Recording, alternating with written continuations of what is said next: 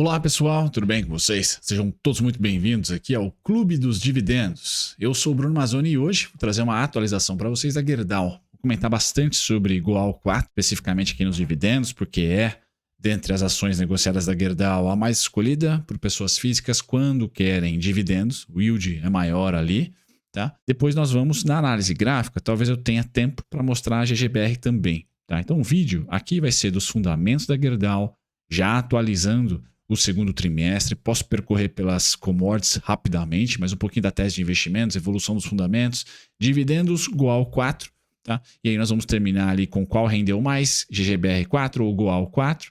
E aí caímos para a parte técnica, pessoal, onde eu comento de opções, falo também sobre a ação específica, desconto, preço-alvo, preço-teto. Sempre importante colocar isso para vocês. E tese de investimento ao longo do conteúdo eu vou atualizando, tá? No mais, o disclaimer está na tela. Eu sou o Bruno Mazzoni, seja muito bem-vindo aqui ao Clube dos Dividendos, canal que diariamente corneta uma companhia ou outra.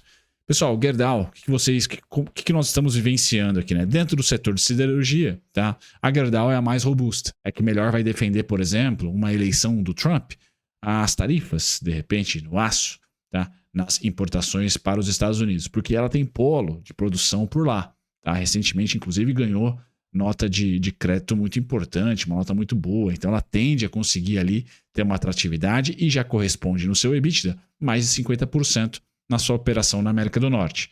Tá? Então é importante olhar para a dinâmica da Gerdau, que apanha, né? Até porque tem na divisão de aços especiais não necessariamente toda a produção lá nos Estados Unidos. Então obviamente que ela vai apanhar com um mundo mais tarifário.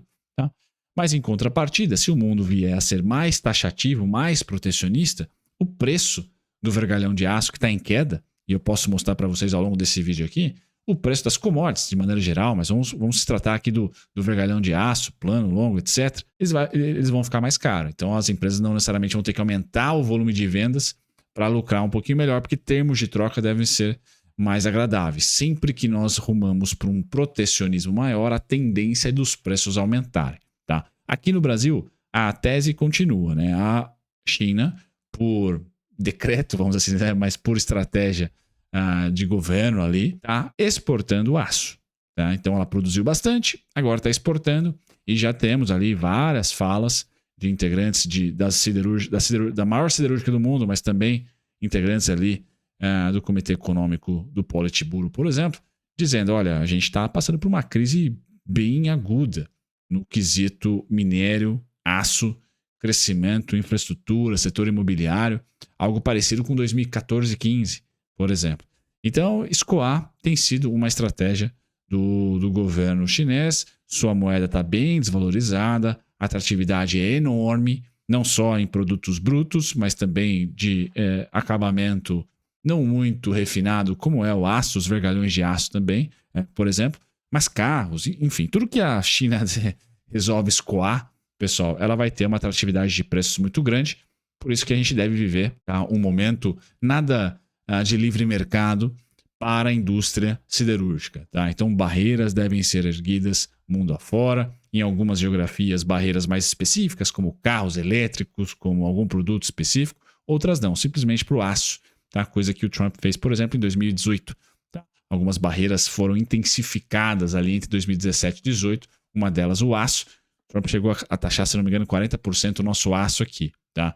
E até acho que foi pontapé inicial para a Gerdau, por exemplo, guinar a sua estratégia, né, de intensificar, por exemplo, tá, a sua produção na América do Norte. Então, a operação da América do Norte, pessoal, corresponde hoje a 52% aproximadamente do EBITDA. Né? Então, ali você tem a principal fonte de receita da Gerdau, que apesar de não estar em vento em polpa, pessoal, principalmente ali na margem, né, o termos de troca não muito agradável, a gente vê um volume de vendas e uma receita estável. Então, aquela tese que eu trouxe para vocês no final do ano passado, 2023, e que estou tentando bater no martelo com vocês em 2024, é que nós estamos num processo, um ciclo em termos de troca, tá? Grãos diferente, mas siderurgia, minério, mineração, óleo e gás. Nós estamos em um cenário óleo e gás mais perigoso, mas nesse momento que falo com vocês, agosto, vou colocar eles aqui nesse mesmo quadrante e até os grãos nesse mesmo quadrante. Tá? Está num cenário de término de queda de preços de commodities, inflações mundo afora chegando à meta, principalmente nos países desenvolvidos. Tanto que o Fed, no simpósio de Jackson Hole, falou que o mercado de trabalho é mais preocupante, ou o Banco Central está mais sensível ao mercado de trabalho, dados de mercado de trabalho, do que de inflação. Então, me parece que a gente está num mundo de acomodação de inflação, logo, acomodação de commodities, de deixar de cair para andar de lado. Por quê, pessoal? Porque a gente deve ver, já está vendo em boa parte do mundo desenvolvido, mas finalmente em setembro deve ver o Fed começar a cortar juros. Corte de juros estimula a economia. Estimulando a economia, preços de commodities um pouquinho mais alto. Nós podemos ter, tá, não só o preço de commodities estabilizando preços devido a corte de juros em um primeiro momento, terceiro trimestre, segundo semestre de 2024, por exemplo, como também o mundo ficando mais protecionista em 2025, com uma eleição do Donald Trump, por exemplo, a gente pode ter também na ponta da oferta as commodities ficando mais caras, tá? Por causa das novas barreiras, etc. Então, pessoal, assim, vender emergente nesse ano aqui de 2024, ele é muito perigoso. É muito perigoso. Vender Brasil, por exemplo, né? Tá pessimista com o Brasil. Ou com qualquer país que exporta commodities, por exemplo. Porque a gente pode estar rumando para um mundo desglobalizado, multiglobalizado, com várias barreiras comerciais. E grandes blocos comerciais de livre mercado, por exemplo, podem ser substituídos por blocos menores, tá? Por nearshoring, friendshoring, né? A gente pode ter ali várias terminologias gringas, mas que são todas elas, na minha opinião, interessantes para o mundo de commodities, não pela ótica do crescimento, pela ótica de que corte de juros, vamos voltar a crescer, vai ser estupendo o crescimento. Não, mas pela ótica da oferta, pela ótica das tarifas, pela ótica do preço ali controlado por tarifas ou por controle de produção, por exemplo, como é o caso do petróleo, a gente pode ter um mundo mais inflacionado nas commodities. Certo, pessoal? E aí, Brasil tem uma posição estupenda, tá? Talvez geograficamente não, porque estamos distantes de alguns bons mercados ali, tá? Mas a gente tem produção interessante e agradamos gregos e troianos, né? Temos comércio com China, temos comércio com os Estados Unidos, por exemplo, não com o bloco europeu, bem verdade, é mais difícil ali, mas Estados Unidos e China a gente consegue ter portas abertas.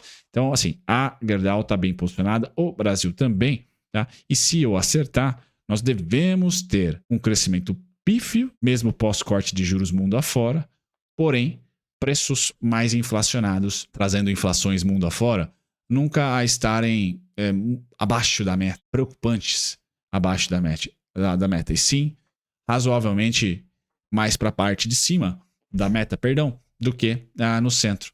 Isso deve gerar uma década ou alguns anos de juros neutro no mundo. Tá? Então o Fed vai sair de 5,5 e vai lá para 4. Tá? Vai lá para 4, 3,5, 3,75, etc. E fica ali. Tá? E aí commodities devem ser um bom play, um bom investimento. Tá bom? Pessoal, feito isso, destaques aqui para um volume aumentando, principalmente em uma capacidade que ela tem dos aços especiais, né? Tanto na América do Norte como no Brasil. O volume de vendas subiu bastante, mais de 10% aqui. Como consolidado, acho muito bom. E aqui sim, nós tivemos um aumento de receita e aumento de EBITDA. Então, a Gerdau ela é diferentona de uma CSN, de uma Usiminas, porque ela tem acesso a mais mercados, tem produções de diferentes geografias. O México vai sofrer muito com o Trump, tá? Então saibam que a Gerdau vai apanhar do Trump sim, porque tem produção no México, porém, ela está segmentando as suas plantas na América do Norte. Então ela deve ter algum samba ali para não ser tão impactada. Mas, diferentemente, tirando essa parte de impacto, pessoal, que todas sofrem um pouco, a Gerdau talvez menos, a Gerdau que tem um portfólio maior, produtos, e dentro deles os aços especiais estão muito bem, tá? Recuperaram bem nesse segundo tri. Operação no Brasil sentindo um pouco, tá? Tanto no volume como na margem. Então a operação do Brasil pode ser a que mais sofre aí, devido aí a todo o nuance que nós temos de possível aumento da Selic, né? As importações do aço chinês ainda não chegou em um topo, mesmo com o governo levantando barreiras. Então, até esse mercado estabilizar de penetração do aço chinês, a gente deve ter as operações das siderúrgicas aqui sofrendo, tá? No mais, pessoal, Gerdau. E essa robustez, pessoal, a gente pode acompanhar aqui nos fundamentos, no ciclo dos fundamentos da Gerdau. Obviamente que ela sai no segundo tri de 22 com 4,2 bi, mergulha em 2023 2,1, queda de 50%, e 2024, 871 milhões. Então a queda é considerável. Margem, volume, tá? Mas principalmente em termos de troca, margem, qualitativo, mas o volume vem junto. E empresa cíclica, o que acontece? Quando os resultados pioram, a alavancagem aumenta, a dívida aumenta. No caso da Gerdau, não. Então ela consegue ter uma boa gestão ali, uma segurada muito boa na gestão, assim como a Uzi Minas também fez, mesmo com a reforma do alto forno TRES. CSN deu uma escapada, mas agora está correndo atrás de segurar essa alavancagem. Mas Gerdau não tem ali nenhum perigo contábil, assim, por exemplo, de secar muito os dividendos se nós tivermos recessão. É uma empresa que ou emitir dívida loucamente se nós tivermos desaceleração abrupta, um hard landing. Não. Ela está aqui com a posição de caixa ok, já está segurando bastante os seus dividendos. Vocês devem estar observando isso nos anúncios de proventos. Tá? A gente vai olhar isso no próximo gráfico, sem dúvida nenhuma. Mas, pessoal, estruturalmente, Gerdau, Uzi Minas, CSN um pouquinho menos, tá? A Cebave com certeza não, tá? Mas Gerdau, Uzi Minas, a Vale, a Semin, a mineração, né? Redondíssimas, tá? Então elas aguentariam uma recessão. Por hora, não é esse o trade que eu imagino, tá? Não é esse o ciclo econômico próximo que eu imagino. A gente vai passar mais um período aí de 6 a 12 meses, mais um ano no máximo, do mesmo. Atividade desacelerando, porém, diferentemente de 24 e 23, com juros também desacelerando. Pouco, mas desacelerando. Então nós vamos passar de um ano que a atividade desacelerou, mas os juros continuam forte, para um segundo ano onde a atividade continua desacelerando, mas os juros cede. E aí o mercado acaba se animando porque a renda fixa mundo afora perde atratividade. Então é difícil vender mercados, difícil vender também emergentes. Tá? Emergentes por essas duas teses aí de juros cedendo no mundo desenvolvido, carry trade ficando mais favorável para nós aqui emergentes e as barreiras tarifárias fazendo as commodities, mesmo que o volume diminua, tá? Tendo termos de troca mais favoráveis. Tá? Feito isso, pessoal, os dividendos cederam, né? De R$ 1,55, R$ 1,20, R$ 2,35 nos últimos 3 anos. Goal 4 aqui, tá? Créditos para o scanner da bolsa, onde eu pego essa tabelinha, dividendo líquido, tá? Cederam ali para 32 centavos em 2024. E faz sentido, pessoal, total. Preservação de caixa. Tá? Quando a gente olha para o mapa de dividendos aqui da Gerdau, o que a gente pôde perceber? Março, ano passado, ela pagou entre março e maio, tá? O primeiro semestre ali, ela mandou bala em 27 centavos? Não, 26 é isso, mais 10, 36 centavos. Esse primeiro semestre, ela deixou de pagar 36 para pagar 24. Então, uma diminuição, igual 4 aqui. Tá? Em agosto, tá? Ela mandou bala dia 9 de agosto em 8 centavos. Esse agosto aqui não tivemos. Nós não tivemos. Perdão, em agosto do ano passado, ela pagou 26 centavos. Tá? Agosto desse ano foi para 8. Então está caindo os dividendos. Tá? Sem dúvida nenhuma. Sem dúvida nenhuma. Quais são as próximas datas cortes, pessoal? 2023 nós tivemos em novembro. E foi o grande dividendo. 93 centavos. Tá? 8,8%. Então, aqueçam as turbinas aí.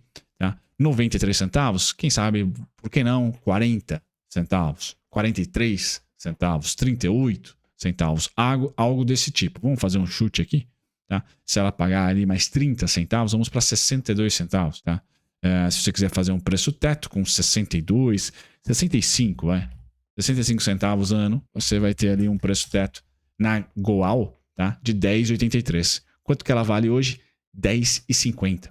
Então, assim, eu acredito que a Gerdau esteja justa, tá? Para os próximos 3, 6 meses de aporte. Então, você nem aumenta e nem diminuiria muito o seu aporte agora. Se você acha relevante fazer preço teto de dividendos. No cenário macro, pessoal, tá? Antes de falar do cenário macro, faço um merchan aqui do mapa de dividendos de 2024. Tá? O pessoal da Anomos projeta para a gente aí de janeiro a dezembro as principais datas cortes aí das empresas específicas e elas ganham temperaturas ali para você domesticar intensificar ou não o seu aporte.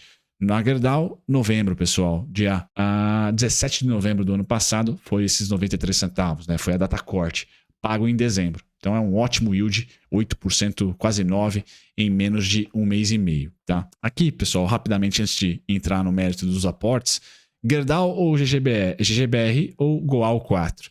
No longo prazo, GGBR. 870%, 2003 para cá, versus 434% da Goal, tá? Aqui você pode falar ineficiência de holding, né, bitributação, pepinos aí diversos que nós temos aqui, que devem ser sanados logo logo, mas ainda temos, tá? Então, GGBR4 muito melhor, não bateu o IMAB subiu 1.300, o CDI subiu 760, mas GGBR foi duplamente melhor, né? O dobro praticamente aí de rentabilidade em relação à Goal 4, tá? Então saibam disso. Papo sobre a Goal 4, pessoal, nesse momento, tecnicamente, o desconto está lá no 8,32 só, tá? Agora tá neutro. Na preço teto também acho neutro, porque eu acho que vai vir aí de 30 a 45 centavos em novembro, tá? 12,66, tá? Com certeza ali é alvo de uma consolidação. Momento macro, então, o que eu vejo? O vergalhão do aço, pessoal, continua cedendo, mas se a China começar a diminuir as suas exportações, e deve diminuir logo logo, por quê? Porque está todo mundo erguendo tanta barreira que ela aproveitou para escoar, daqui a pouco a barreira vai ser tamanha, e a gente o Brasil pode ser um experimento disso, que ela vai falar, opa, agora já não vale mais a pena. Então o mundo vai erguer barreira, opa, ela retrai e volta a fazer grandes incentivos ali dentro do seu próprio território para utilizar esse aço. É dinâmica econômica. Então, por enquanto, ela está infiltrando, né? Quase 20% já aqui no Brasil. De repente, boom, né? A gente ergue uma barreira tamanha, e lobbies são feitos para isso, pessoal, para segurarem, né? Invasões, assim, né? Crescimento muito grande de importação, por exemplo, é um dos motivos para se ter lobby. Bom, ela vai lá e fecha. Isso vai acontecer no Brasil, vai acontecer no mundo, tá? Então, durante esse processo, 8,32, 7,16, 7,39 para Goal 4 são os descontos, pessoal. Ponto final. Você que está com esse otimismo que eu estou, tá? 12,66 deve ser o seu preço teto, tá? E 20, 26, 22 e 89 são os próximos alvos. Então, mesmo o mundo crescendo pouco, pessoal, eu acho que é interessante ainda os ativos ligados a commodities pelo simples fato das inflações via tarifas, tá? Então, Goal 4 tá no neutro agora, 10,60, 10,50, pessoal, 10,70, não chove, não tá cheirosa e nem fedida, tá? 8,32 para baixo é que ela fica bem cheirosa. 12,66 alvo ali, né? Eu diminuiria os meus aportes a partir dali, tá? Agora não. E aí 20 reais, 22 reais são máxima histórica, máxima de 2008. Tá? Gerdau, GGBR4, pessoal, um caso parecido, né? Ela é um pouco mais descontada, tá? Na minha opinião. Então 16,35 já é um baita de um desconto.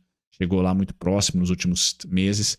14,11, 12,27 já são ali preços de tensão forte, né? Hoje está 18,50. Eu compraria menos a partir de 21 e 27. Quem está otimista, 27 e 17, 29, 14 para Gerdau. Pessoal, resumindo, né? Preço de vergalhão, minério, aço, bruto ali. Bruto não, que é beneficiado, né? Todos eles chegando numa estabilização de preço. Por quê? Porque cortes de juros virão nos Estados Unidos e já estão acontecendo no mundo desenvolvido, tá? E por enquanto não há sinal de recessão. Ponto 2, um mundo mais tarifado, tá? Muito provavelmente vai trazer preços maiores para as commodities. E eu vejo então que os termos de troca vão ser beneficiados, mitigando um pouco a necessidade de ter volume de vendas maior. Tá? Então isso é interessante de se olhar com carinho. As teses de nearshoring, né, friendshoring, né, reshoring, né, os países montando polos industriais novamente ou investindo em países vizinhos ou amigos, né, também fazem com que aço seja consumido. É isso, pessoal. Um grande abraço, até o próximo vídeo. Tchau, tchau.